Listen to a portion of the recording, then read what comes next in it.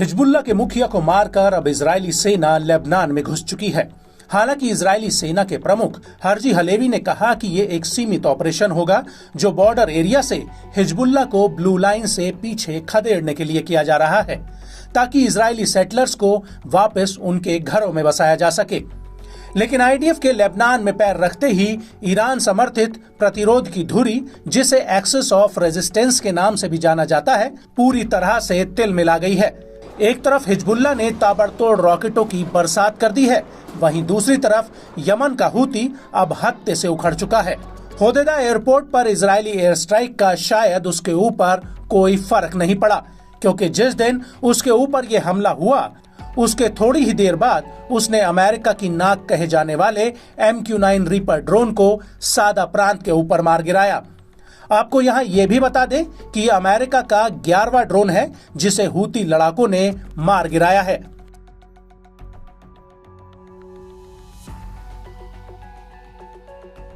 और अब हूती ने यह दावा किया है कि यमन की एरोस्पेस यूनिट ने गाजा पट्टी में तेल अवीव शासन के चल रहे अत्याचारों और पूरे लेबनान में उसके हमलों के प्रतिशोध में इजरायल के कब्जे वाले इलाकों में रणनीतिक क्षेत्र के खिलाफ 2 ऑपरेशंस को अंजाम दिया गया है। दरअसल हूती के अनुसार यमन के सशस्त्र बलों ने घरेलू और लंबी दूरी के याफा कामिकेज ड्रोन का उपयोग करके तटीय शहर तेल अवीव के पास एक महत्वपूर्ण लक्ष्य पर हमला किया।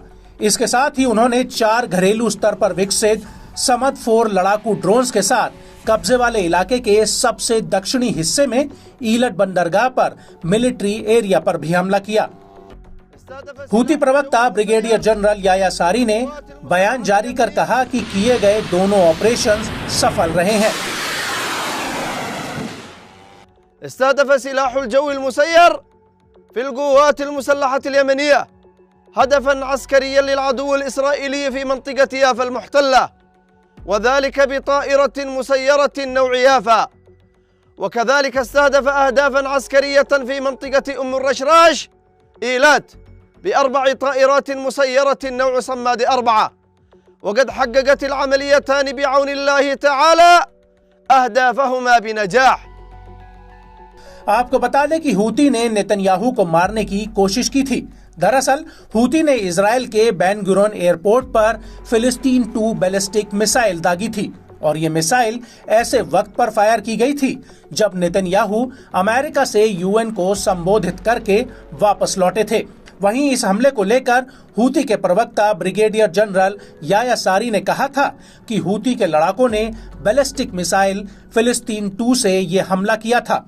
इस हमले से एक दिन पहले 28 सितंबर को हूती ने तेल अवीव पर इसी मिसाइल और एश्केलोन में एक प्रमुख सैन्य टारगेट पर याफा ड्रोन से हमला किया था।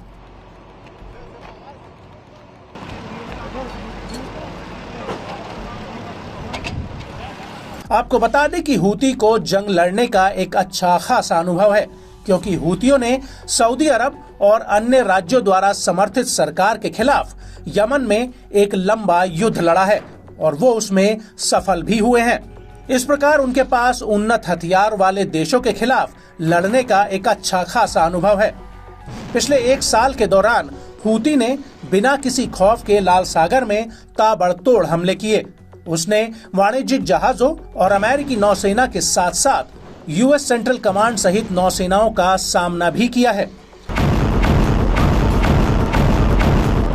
हूती ने इजराइल पर हमला किया और कई अमेरिकी रीपर ड्रोन्स को भी मार गिराया, और देखा जाए तो हूती की ताकत में लगातार बढ़ोतरी ही हो रही है, जिसकी वजह से इस बात में कोई दो राय नहीं कि इजराइल के लिए हूतियों पे पार पा पाना इतना आसान नहीं होगा।